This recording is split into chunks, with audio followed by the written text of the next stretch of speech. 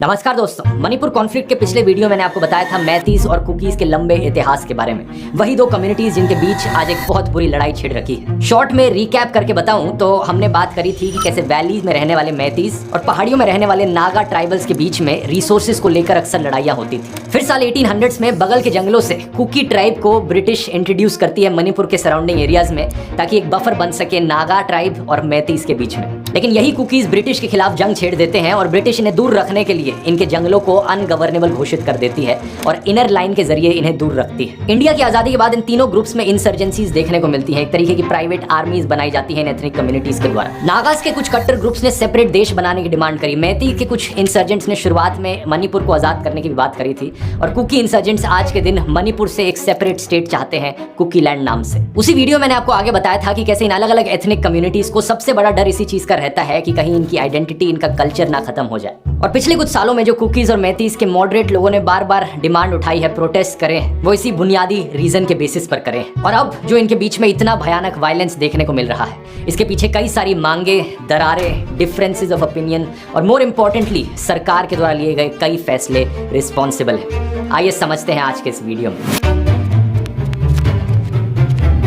पिछले वीडियो के एंड में मैंने आपको बताया था कि कैसे पहाड़ियों में रहने वाले कुकी लोगों की सबसे बड़ी डिमांड थी कि इंडिया में कुकी लोगों के लिए एक नई स्टेट बनाई जाए, कुकी लैंड नाम से। लेकिन इनका यह भी कहना था कि अगर ये नहीं करना तो कम से कम ट्राइबल एरिया के जंगलों को कॉन्स्टिट्यूशन के 6th शेड्यूल के अंदर ला दिया जाए। और अगर ये भी नहीं करना तो इनकी डिमांड थी कि कम से कम एडीसी अमेंडमेंट बिल 2021 तो पास किया जाए। इससे पहाड़ियों के अंदर लोकल लेवल पर गवर्नेंस करना और आसान बन जाता है, इनका कहना था। अब मणिपुर में मौजूद बीजेपी की सरकार इनमें से कुछ भी नहीं करती, बल्कि अपना ही एक बिल लेकर आती है, मणिपुर हिल areas district council 6th and 7th amendment bills. ये किया जाता है सरकार के द्वारा अगस्त 2022 में हिल एरिया कमेटी से बिना डिस्कस किए। इस बिल में जो भी लिखा था उसको लेकर ट्राइबल लोग बिल्कुल खुश नहीं होते और प्रोटेस्ट पर उतर जाते हैं। प्रोटेस्ट के प्रेशर में आकर सरकार एक MOU साइन करती है प्रोटेस्टर्स के साथ और कहती है कि हम हिल एरिया कमेटी से कंसल्ट करेंगे। इसके अलावा इसी साल सरकार का एक दूसरा फैसला होता है जिससे कुकी लोग बहुत नाराज होते हैं। 31 मार्च 2022 मिनिस्ट्री ऑफ होम अफेयर्स के द्वारा AFSPA act, armed forces special powers act हटा दिया जाता है मणिपुर के कुछ एरियाज। और जिन एरियाज से उसे हटाया जाता है वो मोस्टली वैली वाले एरियाज होते हैं। पहाड़ियों में मौजूद इंसर्जेंट ग्रुप्स के साथ सरकार ऑलरेडी एक सीज फायर डील कर चुकी थी कि लड़ाई नहीं होगी। एक suspension of operations agreement sign किया गया था साल 2008 में सेंट्रल गवर्नमेंट, मणिपुर गवर्नमेंट और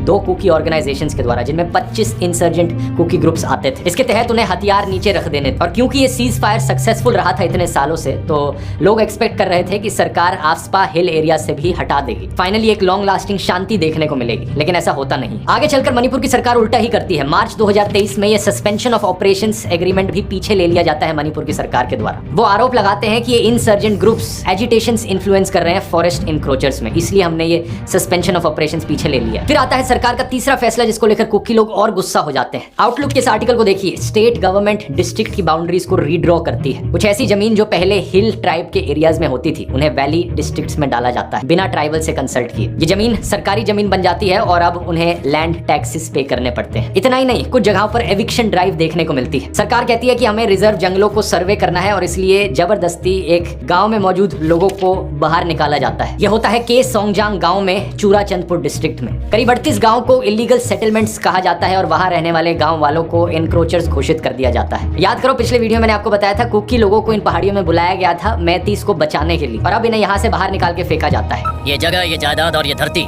ये सब इन गांव वालों का नहीं है। क्या बकवास कर रहा है? चुप हो जा। आपका नहीं है ना, मेरा है और मुझे ये सब वापस चाहिए। आप शायद सोचोगे कि सरकार इन जंगलों को आखिर क्यों खाली कराना चाह रही थी, तो यहाँ मैं आपको 3 न्यूज आर्टिकल्स दिखाऊंगा और फिर खुद ही देखना कि कोई कनेक्शन बनता है इन आर्टिकल्स के बीच में और इन एविक्शंस के बीच में या नहीं। पहला आर्टिकल ये, 2 अगस्त 2023 राज्यसभा में 3 बिल पास किए जाते हैं। इनमें से एक था the mines and minerals development and regulation amendment bill, जिसकी मदद से प्राइवेट कंपनीज अब 12 एटॉमिक मिनरल्स में से 6 की माइनिंग इंडिया में कर सकती है। इससे पहले सिर्फ सरकारी एजेंसीज ही इन मिनरल्स की माइनिंग कर सकती थी, लेकिन अब प्राइवेट कंपनीज को भी अलाउ कर दिया गया। दूसरा, जन विश्वास अमेंडमेंट ऑफ प्रोविजंस बिल, जिसमें 42 एग्जिस्टिंग एक्ट्स में से 183 प्रोविजंस को डीक्रिमिनलाइज किया जाता है। इसमें कई बड़े एक्ट शामिल है, जैसे कि environment protection act, Indian forest act, the air prevention and control of pollution act. Independent think tank Vidhi centre for legal policy ने पॉइंट आउट किया कि कैसे इससे अब इन्वायरमेंट को बचाना और मुश्किल हो जाएगा। अच्छा, अब देखिए दूसरी न्यूज हेडलाइन नवंबर 2020 की। Manipur government launches oil palm project. Manipur के चीफ मिनिस्टर बीरेन सिंह कहते हैं कि इन्होंने चांडिल, चूरनचंदपुर,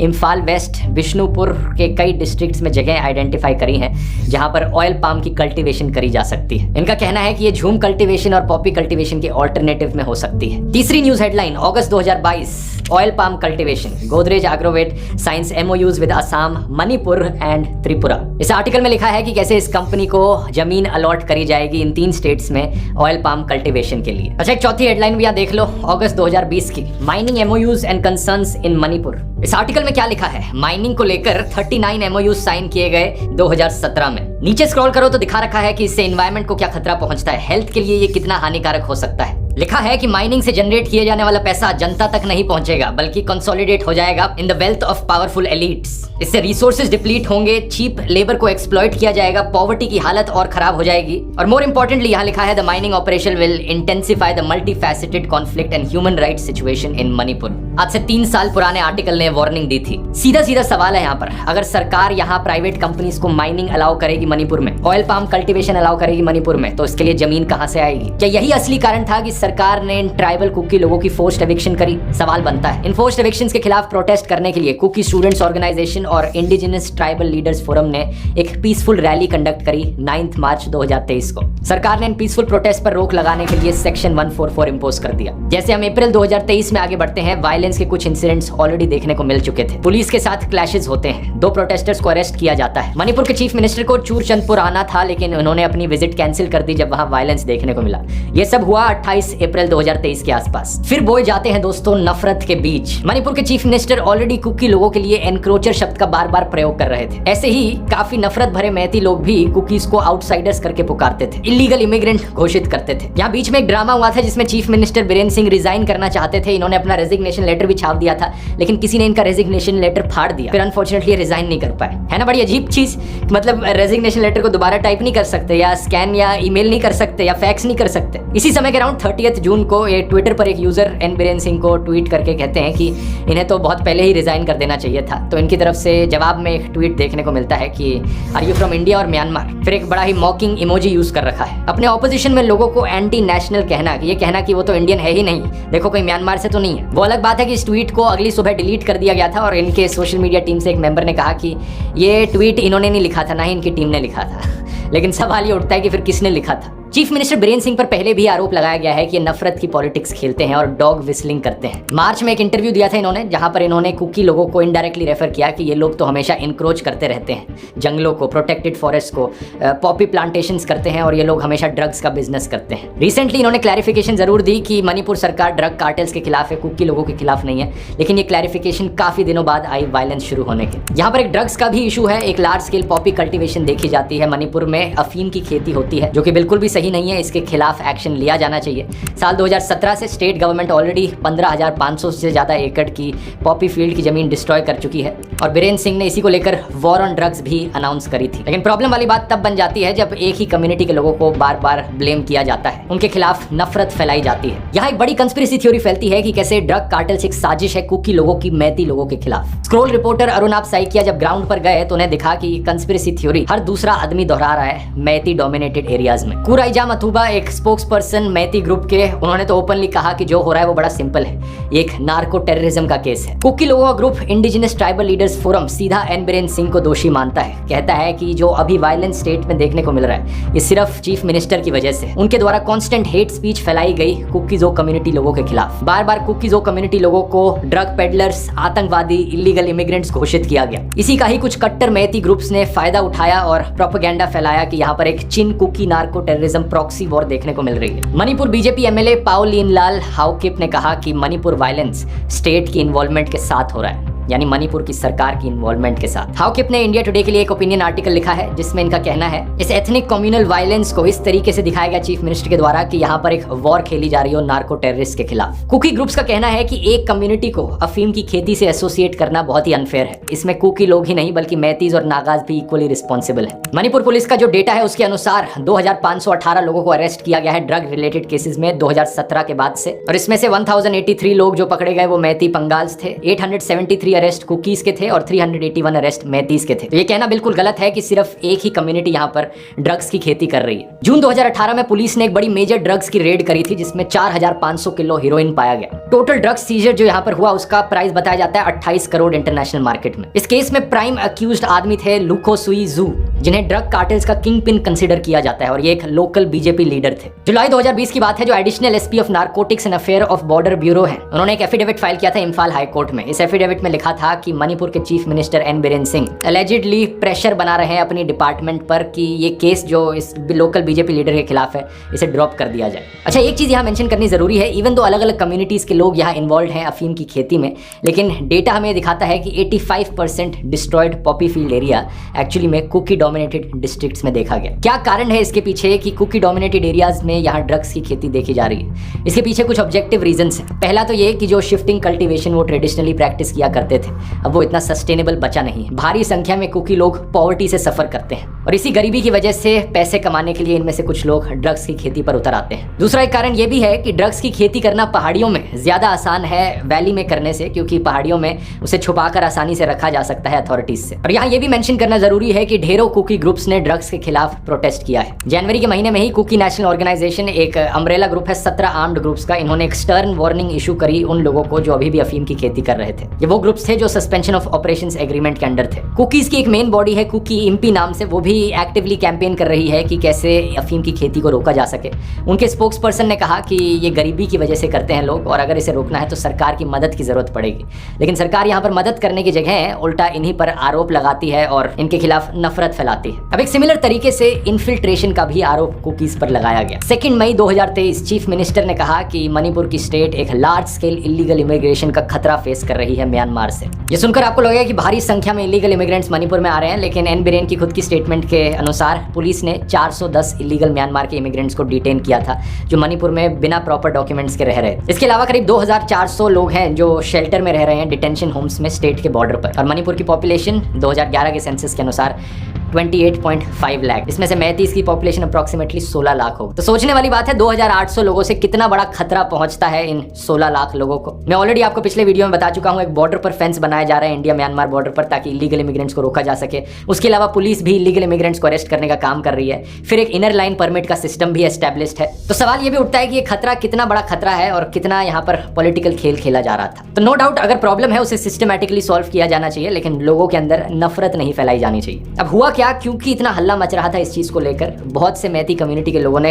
इलीगल इमिग्रेशन का बहाना लेकर कहा कि हमें खुद के लिए शेड्यूल्ड ट्राइब का स्टेटस चाहिए। पिछले वीडियो में मैंने आर्टिकल 371C की बात करी थी, जिसके अनुसार नॉन ट्राइबल लोगों को ट्राइबल जगहों पर जमीन खरीदनी अलाउड नहीं है, यानी मणिपुर की पहाड़ियों में। लेकिन क्या होगा अगर मैती लोगों को ये शेड्यूल्ड ट्राइब का स्टेटस मिल गया तो? कुकी और नागा कम्युनिटी लोगों को डर है कि जो मैती लोग हैं वो वैसे ही ज्यादा अमीर हैं, इकोनॉमिकली ज्यादा एडवांस हैं, वो अपनी मनी पावर का इस्तेमाल करके हमारी जमीन खरीद ले जाएंगे। कुकी और नागा कम्युनिटी को ऑलरेडी शेड्यूल्ड ट्राइब का स्टेटस मिला हुआ है, इसकी वजह से उन्हें काफी प्रिविलेजेस मिलती हैं। तो उन्हें ये डर है कि ये सारी प्रिविलेजेस चली जाएंगी और जो बैलेंस है यहाँ पर वो और बिगड़ जाएगा। जैसे कि 31% जॉब रिजर्वेशन जो एसटी कैटेगरीज को मिलती है वो चली गई तो मैतीस जो है सरकारी नौकरियों को डोमिनेट करने लग जाएंगे। इसी मुद्दे को लेकर मणिपुर हाई कोर्ट के द्वारा एक रूलिंग करी जाती है मैतीस के फेवर में। 19 अप्रैल 2023 कोर्ट कहता है कि स्टेट गवर्नमेंट को मैती कम्युनिटी को एसटी स्टेटस के अंदर शेड्यूल्ड ट्राइब्स की लिस्ट में डालना चाहिए। 17 मई 2023 Indian supreme court Manipur high court के इस ऑर्डर को फैक्चुअली रॉन्ग बताता है, लेकिन वायलेंस कंटिन्यू रहता है। कुकी ग्रुप्स क्लेम करते हैं कि ऑर्गेनाइज्ड मॉब्स जिन्हें कट्टर मैती यूथ ऑर्गेनाइजेशंस के द्वारा लीड किया जा रहा था वो इस वायलेंस के पीछे रिस्पॉन्सिबल है। 28 मई 2023 मणिपुर के चीफ मिनिस्टर बीरेन सिंह कहते हैं कि ये कोई दो कम्युनिटीज के बीच में लड़ाई नहीं है, बल्कि कुकी मिलिटेंट्स के खिलाफ लड़ाई है। वो मणिपुर को तोड़ने की कोशिश कर रहे हैं। वो कहते हैं कि अभी तक 40 कुकी मिलिटेंट्स को मारा जा चुका है। लेकिन 2 दिन बाद इंडियन आर्मी के chief of defence staff Anil Chauhan कहते हैं कि ये पर्टिकुलर सिचुएशन, इसमें काउंटर इंसर्जेंसी का कुछ लेना देना नहीं है। यहाँ पर सीधा सीधा एक क्लैश देखने को मिल रहा है दो एथनिक कम्युनिटीज के बीच में। दोनों कम्युनिटीज के बीच में नफरत घोलने में जितनी कसर बची थी वो फेक न्यूज ने पूरी कर दी। सोशल मीडिया पर एक फोटो फैलाई जाती है जिसमें एक औरत की मुर्दा बॉडी थी जिसे प्लास्टिक में रैप किया गया था। कहा जाता है कि एक मैती कम्युनिटी की औरत थी जिसे कुकी ट्राइब के लोगों ने मारा था। बूम लाइव वेबसाइट ने ऑलरेडी इस पर एक फैक्ट चेक चेक कर दिया था 6 मई 2023 को कि ये झूठी खबर है। ये फोटो एक्चुअली में किसी दिल्ली में हुई पुरानी ऑनर किलिंग की फोटो है, लेकिन वो कहते हैं ना कि झूठ दुनिया के 2 चक्कर लगा चुका होता है जब तक सच चलना शुरू करता है। इसी फेक न्यूज को देखकर कुछ कट्टर मैती आदमियों की भीड़ कुकी औरतों को हरास करने लग जाती है। इनमें से एक औरत के हस्बैंड थे एक एक्स आर्मी के आदमी जिन्होंने कारगिल वॉर में भी लड़ाई करी थी। इन्होंने कहा कि ये देश के लिए तो लड़ लिए, लेकिन ये अपनी बीवी, अपने घर और अपने गांव वालों को नहीं बचा पाए। इसी इंसिडेंट का वीडियो वायरल होता है 19 जुलाई को, और फिर जाकर ही था कि हमारे प्रधानमंत्री मोदी और हमारी women and child development minister Smriti Irani अपनी चुप्पी तोड़ते हैं। ये 77 दिन जिनमें प्रधानमंत्री मोदी चुप रहे, इसमें उन्होंने अपनी इलेक्शन कैंपेनिंग करी, एक नफरतखोर फिल्म केरला स्टोरी को प्रमोट किया, विदेश के दौरे करे, प्रोग्राम्स चलाए, मेरा बूथ सबसे मजबूत, बहुत सी चीजों पर ट्वीट किया, लेकिन मणिपुर पर कुछ नहीं बोला। और फाइनली जब इनका मुंह खुला भी तो भी व्हाट अबाउटिज्म जैसी स्टेटमेंट्स निकल कर आई। घटना चाहे राजस्थान की हो, घटना चाहे छत्तीसगढ़ की हो, घटना चाहे मणिपुर की हो। पुलिस को इस इंसिडेंट के बारे में ऑलरेडी 2 महीने पहले से पता था। 18 मई को एक FIR फाइल करी जा चुकी थी, लेकिन कोई एक्शन नहीं लिया गया था। इस वायरल वीडियो इंसिडेंट की एक सर्वाइवर इंडियन एक्सप्रेस अखबार को बताती हैं कि कैसे जब भीड़ वहां इन पर हमला करने आई तो पुलिस वहां मौजूद थी। पुलिस ने इन्हें अपने घर से निकालकर भीड़ को सौंप दिया था। इंडियन एक्सप्रेस के अनुसार 4000 से ज्यादा हथियारों को पुलिस से लूटा गया। 15 जून 2023 रिपोर्ट किया जाता है कि मणिपुर की पुलिस भी बट चुकी है 2 हिस्सों में। जिन मैती पुलिस ऑफिसर्स को हिल एरियाज में पोस्ट किया गया था वो भागकर इम्फाल आ गए, और जिन कुकी पुलिस ऑफिसर्स को इम्फाल के अराउंड पोस्ट किया गया था वो पहाड़ियों में चले गए। मणिपुर पुलिस नहीं बची, कुकी पुलिस और मैती पुलिस बन गई। द प्रिंट को एक सीनियर ऑफिसर ने बताया कि यहाँ सिर्फ पुलिस में बंटवारा नहीं हुआ, बल्कि एडमिनिस्ट्रेटिव ऑफिसर्स भी इसी तरीके से बट गए हैं। यहाँ इंडियन आर्मी और असम राइफल्स को बुलाया जाता है इस वायलेंस को कंट्रोल करने के लिए। इंडियन आर्मी 23,000 से ज्यादा सिविलियंस को रेस्क्यू करती है और मिलिट्री बेसिस में शिफ्ट करती है उन्हें बचाने के लिए। लेकिन मैतीस असम राइफल्स पर भी आरोप लगाते हैं कि वो बायस्ड हैं और उनके राशन ट्रक्स को ब्लॉक किया जाता है रास्ते में। शॉर्ट में देखा जाए दोस्तों तो सब कुछ नफरत के मारे 2 हिस्सों में बट गया। इंसान वायलेंट मॉब्स में बदल गए, लेकिन किसने लोगों को बांटने का काम किया? किसने ये नफरत घोली लोगों के बीच में? NESRC के director Walter Fernandes the Wire से बात करते हुए कहते हैं कि ये कॉन्फ्लिक्ट वेल प्लान्ड और फंडेड था। सत्ता में बैठे लोगों ने इसे बड़े ही प्रिसाइज तरीके से एग्जीक्यूट किया। We have seen groups of 200 young persons coming on motorbikes. Who gave them the motorbikes? Who told them about the targets? And how come they could steal 4,000 arms? Could it be done without support from the organizers? 550 से ज्यादा individuals और civil society groups जैसे कि PUCL और सहेली women's resource centre ने एक statement issue करी है कहते हुए कि मणिपुर आज जल रहा है due to the divisive politics played by the BJP and its governments in the centre and state. BJP की सरकारों के द्वारा खेली गई नफरत की राजनीति की वजह से ऐसा हो रहा है। कांग्रेस लीडर राहुल गांधी कहते हैं BJP RSS सिर्फ सत्ता चाहती है और सत्ता पाने के लिए कुछ भी कर सकती है। सत्ता के लिए ये मणिपुर को जला देंगे, सारे देश को जला देंगे। इनको देश के दुख और दर्द से कोई फर्क नहीं पड़ता। वो सिर्फ सत्ता चाहते हैं और सत्ता के लिए वो कुछ भी कर देंगे। मणिपुर को जला देंगे, बाकी देश को जला देंगे, हरियाणा, पंजाब, उत्तर प्रदेश, सारे देश को जला देंगे। यही चीज बाकी ऑपोजिशन लीडर्स ने भी कही। आम आदमी पार्टी के चीफ अरविंद केजरीवाल कहते हैं कि उन्हें बड़े दुख से कहना पड़ रहा है कि मणिपुर में हो रहे वायलेंस के पीछे सेंटर और मणिपुर की सरकार रिस्पॉन्सिबल है। और CPI के नेशनल जनरल सेक्रेटरी ने भी यही कहा कि Manipur violence is result of BJP's divisive politics. यहाँ एक सवाल फिर भी उठता है, आखिर लोग इतनी आसानी से क्यों बट गए? क्यों उन्होंने हथियार उठा लिए? एक एस्पेक्ट जिसे ज्यादातर लोग ओवरलुक कर देते हैं वो है पॉवर्टी और अनएम्प्लॉयमेंट,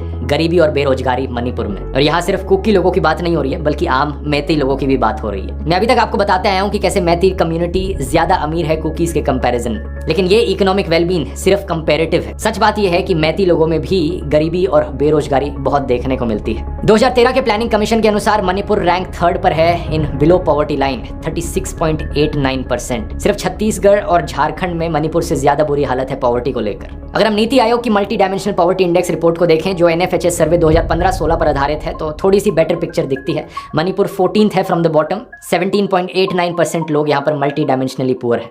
लेकिन अगर हम नीति आयोग की 2020 की रिपोर्ट देखें of decent work and economic growth तो मणिपुर लास्ट रैंक पर है। PLFS 2021-22 का डेटा में बताता है कि मणिपुर में बेरोजगारी 9% पर है, नेशनल एवरेज से 2 गुना ज्यादा। पहाड़ियों के रीजन में ये बेरोजगारी 9.5% पर है, लेकिन मैतीज में भी, वैली वाले एरिया में भी ये 7.6% पर है। इस पूरी सिचुएशन को देखते हुए सोल्यूशन यहाँ पर होना चाहिए सबकी डेवलपमेंट, सबका साथ, सबका विकास, सबका विश्वास। बहुत ही बढ़िया स्लोगन है, लेकिन असलियत में अगर इसे इंप्लीमेंट किया जाए तो बेरोजगारी और गरीबी को अगर सॉल्व नहीं किया जाएगा तो ऐसे ही कॉन्फ्लिक्ट्स हमें जगह जगह देखने को मिलेंगे। 2016 में हरियाणा में जाट स्टर हुआ था, वहां हेडलाइंस देखो उसको लेकर, unemployment is the real problem.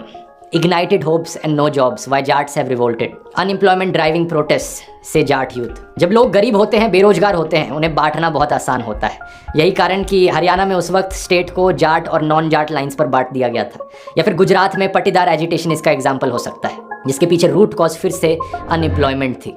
अगर लोग एम्प्लॉयड होंगे, अपनी ज़िंदगी में खुशी खुशी सेटल्ड होंगे, तो इतना आसान नहीं होता उन्हें भड़काना। और डेवलपमेंट का मतलब ये भी नहीं है कि कोई बड़ा अरबपति आकर यहाँ जंगलों को काट कर चले जाएगा, एक माइनिंग फील्ड बना देगा, फैक्ट्री सेटअप कर देगा जहाँ पर इन्हीं लोगों को गरीब लेबरर्स की तरह एम्प्लॉय किया जाएगा कुछ चंद रुपयों के लिए। सही डेवलपमेंट वही होती है जब हर किसी की डेवलपमेंट हो, सिर्फ ऊपर बैठे कुछ चंद अरबपतियों की नहीं। यहाँ पर टॉलरेंस और पीसफुल कोएग्जिस्टेंस को भी बढ़ावा देना